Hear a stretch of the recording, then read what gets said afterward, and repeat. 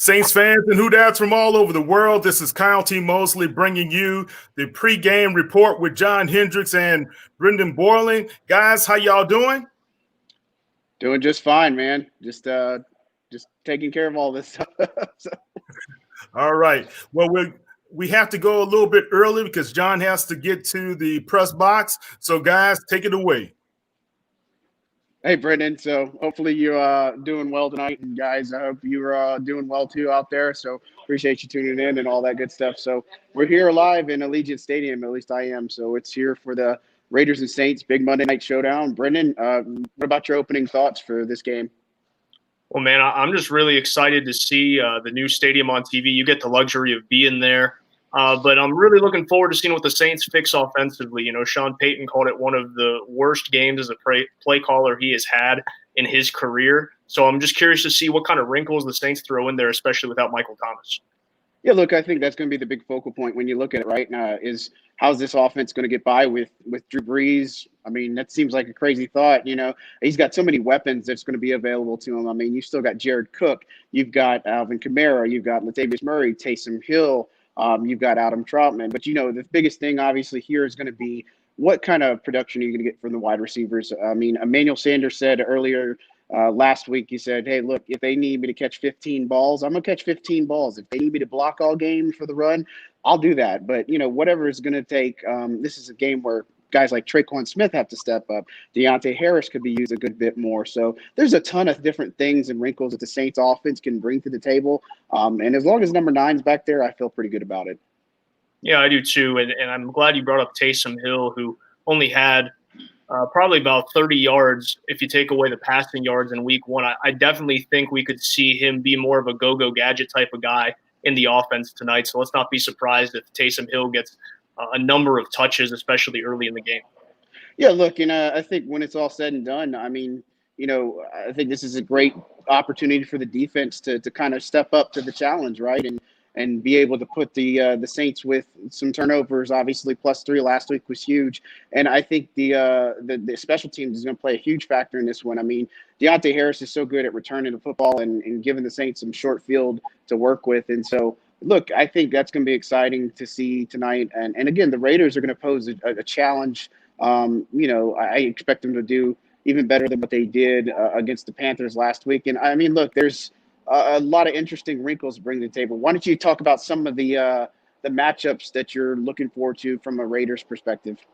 Well, I think the biggest one is Josh Jacobs against the Saints run defense. The Saints run defense 4th in the league last year. They're top 10 after 1 week. But Josh Jacobs, a trifecta last week, 3 touchdowns against Carolina, closing in on 100 yards. A lot of people surprised last year that he doesn't win Offensive Rookie of the Year. And I think this game is going to be decided in the trenches. Yes, Carr has some great options outside, and Henry Ruggs is active for the game. That was a report that came out a little bit earlier. So I do expect to see the ball spread around a little bit, but it's all going to come down to how Josh Jacobs performs for the Raiders. He's going to take them as far as they can go. Yeah, and again, here, if you just joined us, John Hendrix here. I'm in Allegiant Stadium right now with Brendan Boylan, just talking a little bit of Saints before kickoff and such. So, look, again, I think you mentioned Josh Jacobs, and I'm interested to see Derek Carr through this matchup. And, you know, I think that the Raiders have an interesting – they pose an interesting type of challenge for this Saints defense. Not saying that they're going to be superior by any means, but Derek Carr is one of those guys that you give him enough time in the pocket, he's going to be able to find the play that he wants, extended play. Henry Ruggs is a guy obviously we're going to pay a lot of attention to. He's questionable coming in. It'll be interesting to see if he plays. I'm expecting some deep shots for sure out there. But, you know, not only that, but from the offensive side of the ball for the Saints, you know, the Raiders couldn't really generate a pass rush against Teddy Bridgewater last week. And, you know, I expect them to maybe attack a little bit more the interior and see maybe a little bit more aggressive tendencies out of their defense to get after Drew Brees. But we know Brees is a great quarterback against the blitz. What do you think there, Brendan?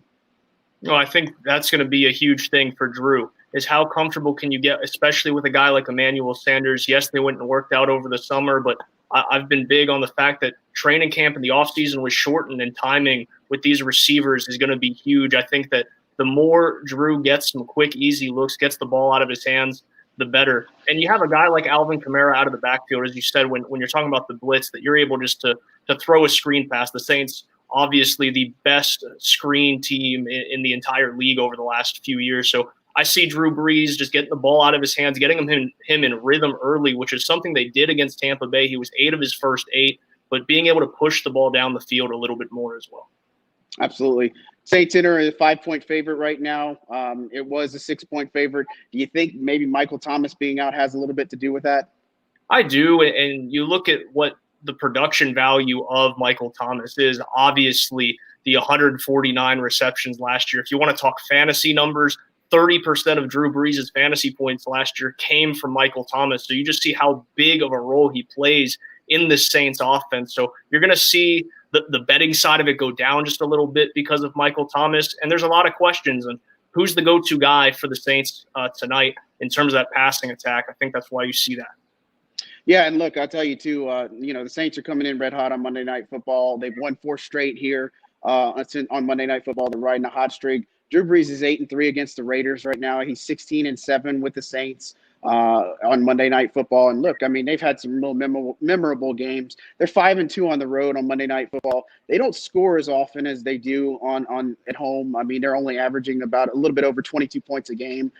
So, I mean, how do you see this one play out? I mean, obviously, we want to say maybe the Saints will get a blowout. I mean, they put 34 points up last week with Michael Thomas basically not being a factor, and same thing with Emmanuel Sanders. How do you see this one going, and what's the score prediction maybe you have? Well, I think it's going to be a low-scoring game. I do want to bounce off what you just said. For the offense to really be stagnant, or at least what felt like a stagnant offense against Tampa Bay, for them to put up 34 points, and yes, 7 of those coming from the pick six, that's impressive. But I still think without Michael Thomas, it's a lower-scoring game. I'm going to take the Saints by the score of 24-17 on Monday Night Football. Yeah, look, I kind of see this as a lower scoring affair too. I've taken the Saints 27-20. I think it'll be a little bit close in the trenches is where you're going to see this game really unfold and play out, right? And I would say, I'm looking for big things. With Cesar Ruiz in the mix, I'm interested to see there.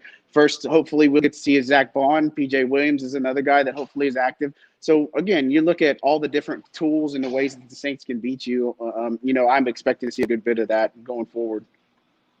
And I'm glad that you said Cesar Ruiz as well, a guy that we're expecting for him to make his NFL debut today. And we talked about the trenches and how big that's going to be. I see a heavy dose of Latavius Murray. Maybe we see a little bit of Ty Montgomery as well, because Kamara can be used in the passing game. Montgomery can, but it's going to come down to between the tackle football. Jacobs and Murray make their money there. It's going to be fun to see on both sides. Absolutely. And I mean, look, again, this is a team you really just can't sleep on. And, I don't expect it to be easy by any means. But, when you look at it all, I just expect improvement, right? And last week we talked about it. The in-game coaching adjustments were what was the big difference between the Saints winning. And that's why I always wanted to take them, just because it wasn't that Brady and all this other stuff. It was the fact that the Saints had a very better seasoned coaching staff to be able to handle a lot of things that came their way, weather the storm, and they played mistake-free football, and that ended up being a huge difference. So give me one player tonight, maybe that nobody's talking about. Who do you think, whether it's on offense or defense, it's going to be one of the guys we talk about after this game? I think I said it earlier. I think it's Taysom Hill, and I think we all talk about Taysom Hill because of the multiple things that he's able to do. But with Michael Thomas down, I can definitely see Hill playing a much bigger role in the offense as a tight end, as a receiver. I don't think we're going to see him throw another 33-yard pass on a trick play or anything, but I'm not going to rule that out either because it's Sean Payton. But I definitely see Taysom Hill being a huge part of tonight.